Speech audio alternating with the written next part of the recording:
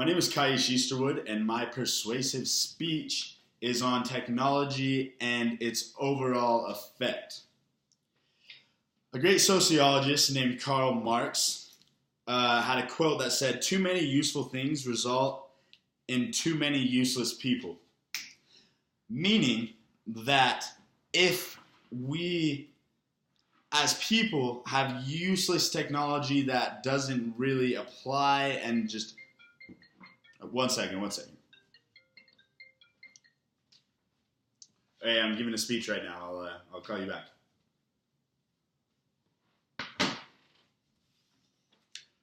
Anyways, as we can see, technology is interrupting all of our lives.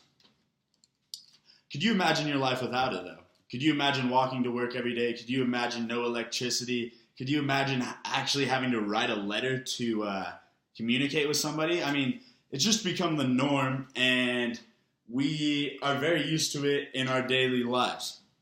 And as time progresses, technology grows exponentially. It is almost getting to the point where it is evolving faster than humans are. And we use these different types of technology every single day, often without even realizing it. But what is wrong with technology is it exposes us to risks, and it has the ability to inhibit our children and therefore put our future and humanity at a major risk for things that we don't, outcomes that are unfavorable. So basically what I'm here to do is explain the risks that we are susceptible to from technology and what it could potentially mean for our future.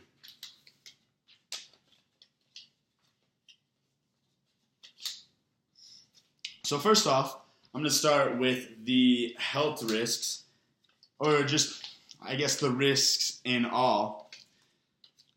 The immediate risks, excuse me. Doctors are starting to study the effects that cellular signals have to us. They have been known to cause things such as testicular cancer, even just an addiction to your phone. There's a lot of times they call it a phantom ring, where you don't have your phone in your pocket, but you can hear it vibrating or feel it vibrating, and that's caused by a reaction in your body just because you are so used to it. Other health risks that are involved with technology can be back pain from sitting at a desk on your computer all day, obesity. There's actually been a 12% rise in obesity in the last 10 years, and I think that has that technology is a big factor in that kind of thing. It can also cause bad sleep if you're looking at a screen for too long. That can affect your melatonin in your brain, which can in turn make you not be able to sleep well. Listening to headphones too loud can also just make you, lose your hearing, not be as attentive, and it's just a major distraction that honestly has led to many deaths, texting and driving, so on and so forth.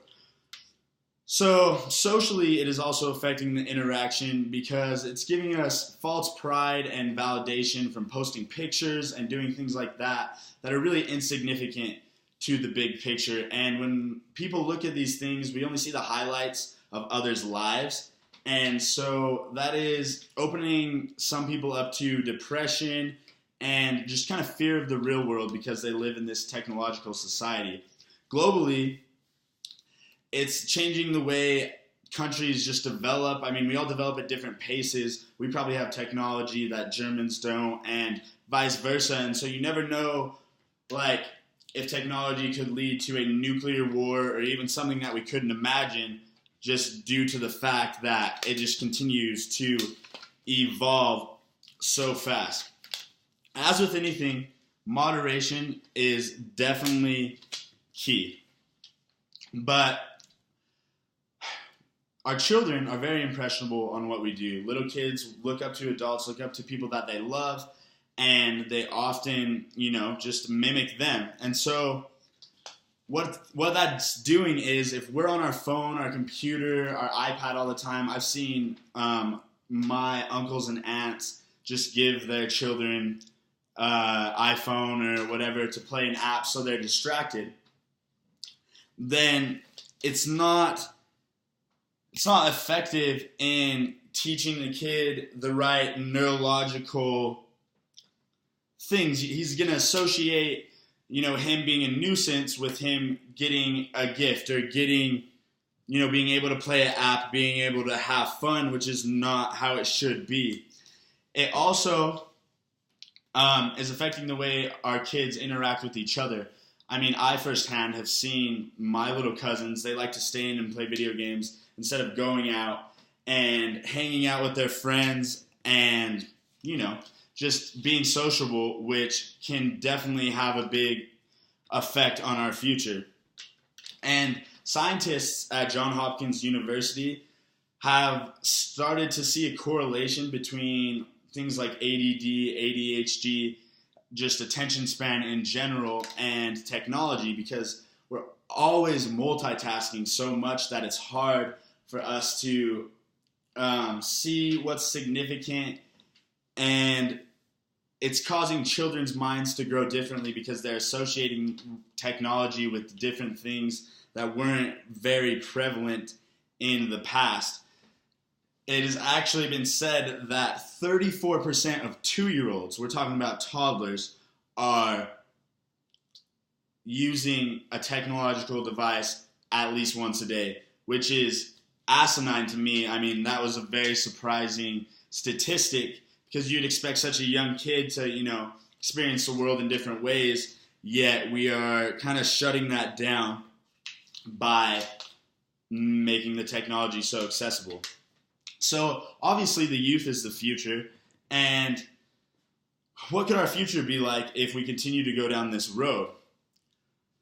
First off, there are already robots, and you've been to the self-checkout stands at Smith's and stuff like that are taking away from human jobs, which is causing kind of a mess up in the economy. I mean, these corporations are growing. It's great for them. They have to pay people less, but it's still not very good for the economy and for the average person that needs a job to grow and become more sophisticated.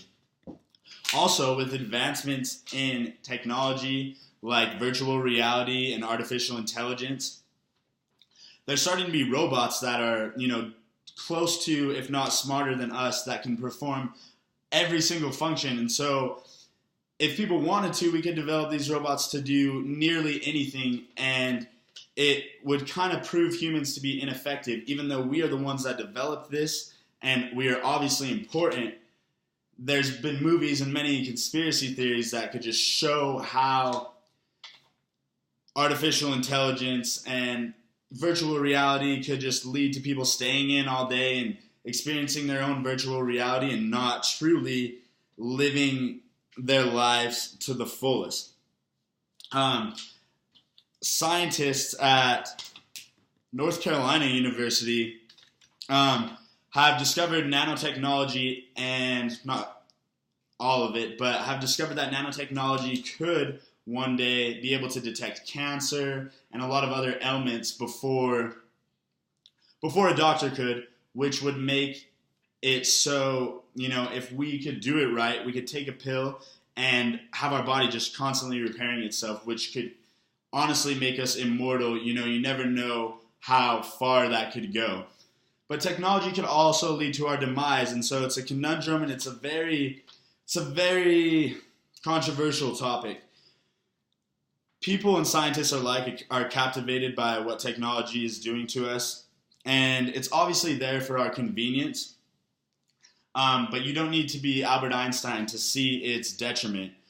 We just need to be more aware for us and for our future to not let it take control of our lives, and, just to be able to still go outside, have a good time, be without our cell phones, be without our laptops, so on and so forth. And we got to implement that in our children because they are the future, and who knows how detrimental technology could prove to be as it continues to evolve and we all just got to hope and pray that we can stick to that and we can make sure it doesn't have a big detriment to our race. Thank you.